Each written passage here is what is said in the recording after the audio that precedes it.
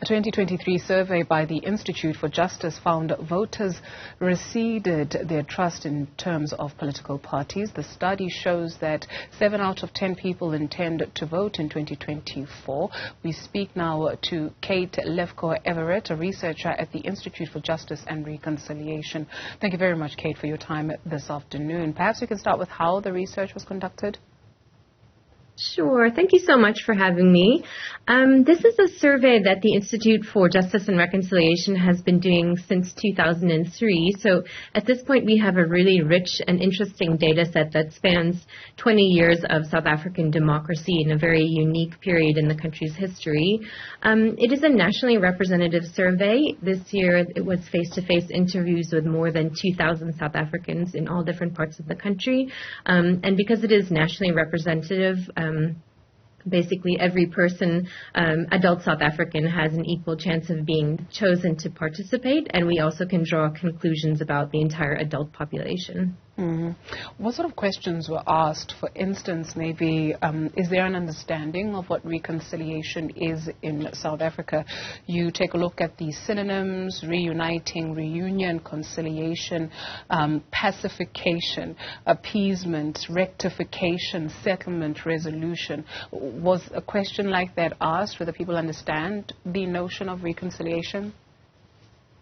Yes, I mean, it's an interesting time to be doing this survey because as we've seen from the recent census results, there's now more of the so-called born-free generation in the country than there are older people with a lived experience of apartheid before 1994. So we've had to constantly think about what the term means, and from the point of view of the Institute, we see reconciliation as an ongoing process and one where there's ebbs and flows rather than an end destination.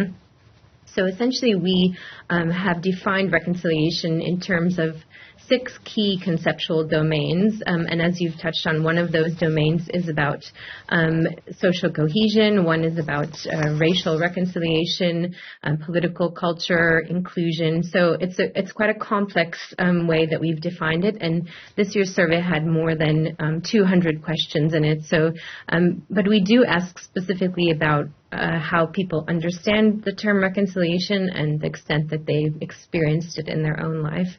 So the most frequent definitions or associations are about peace and forgiveness, and we find that a moderate amount, just over half of South Africans, feel they have personally experienced reconciliation or their friends or family have experienced it in that way, but there's a higher percent who still feel that it's needed for the future of the country, so it remains an ongoing priority.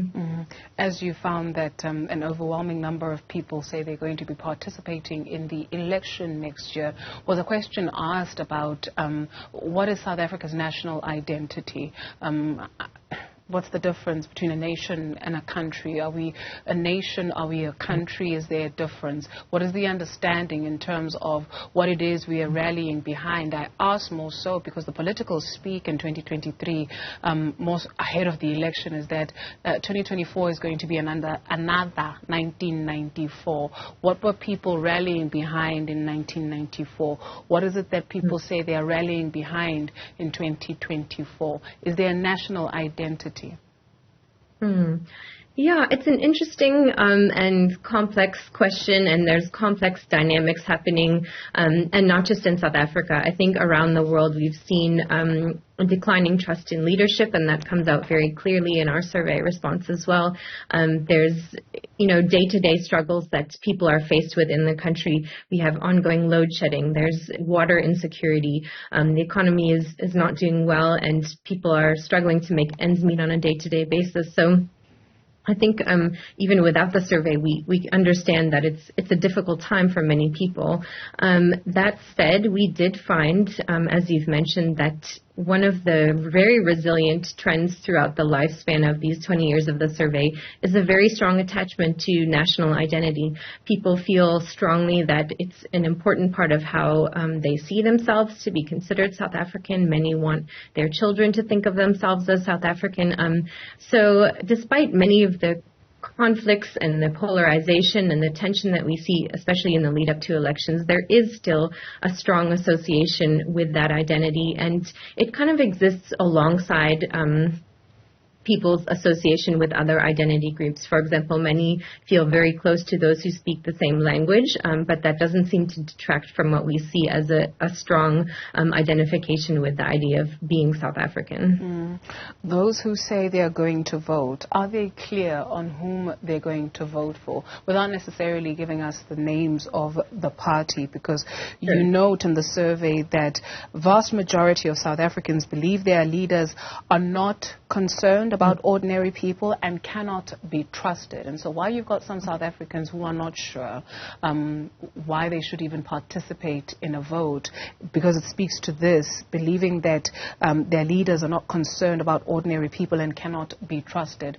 Was it clear from the people that you spoke to, at least, which way they are going to vote? Are they clear, or are they still unsure? Yeah, so as you mentioned earlier, we found that 70% of South Africans say they are interested in voting next year. And if that is the case in the election next year, that would signal a higher turnout than we've seen in previous elections, where there's been actually a steady decline in voter participation in national and provincial polls over time. It's difficult to say whether that will translate into action because there's a number of reasons why people might choose not to participate on the day, but it's still a positive finding for democracy. Ultimately, a healthy democracy, it's ideal to have as many people participate as possible.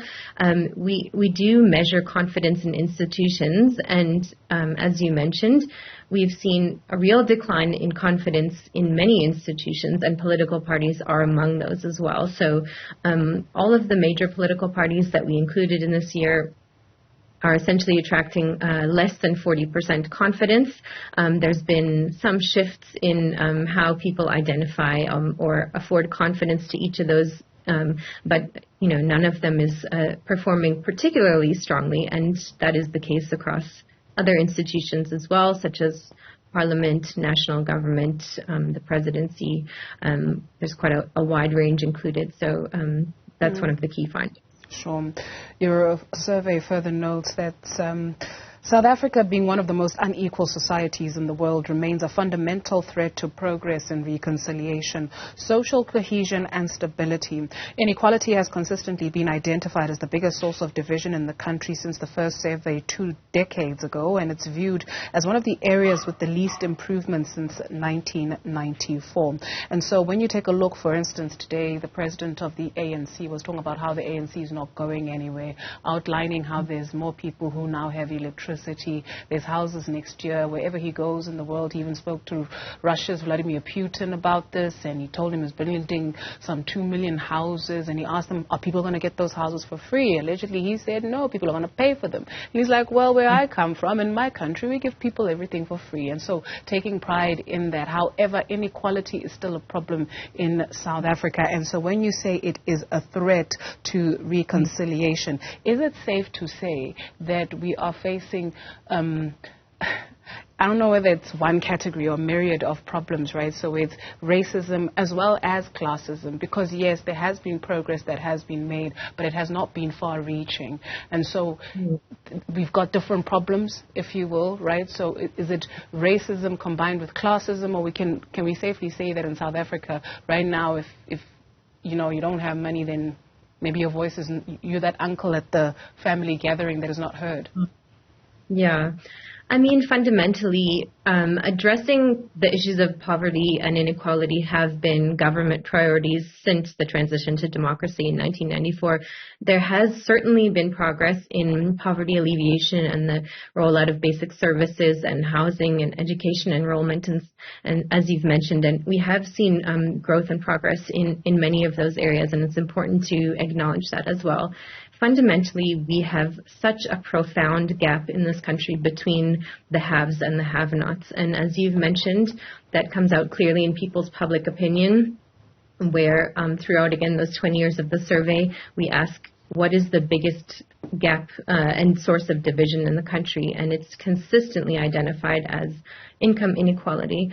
And it's...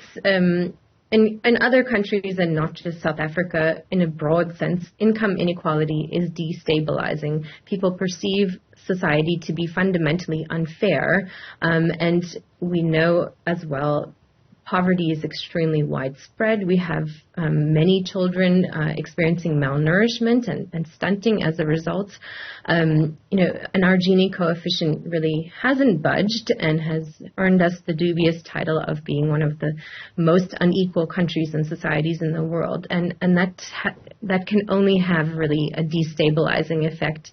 And in my view, based on the findings, it's optimistic that we did come away with such high results in terms of national identity and looking forward and hope for the future, because that is a very difficult issue to live with, that deep, persistent inequality, and it seems to be an area for urgent intervention. Kate, thank you so much for your time this afternoon. Kate Lefko-Everette, a researcher at the Institute for Justice and Reconciliation.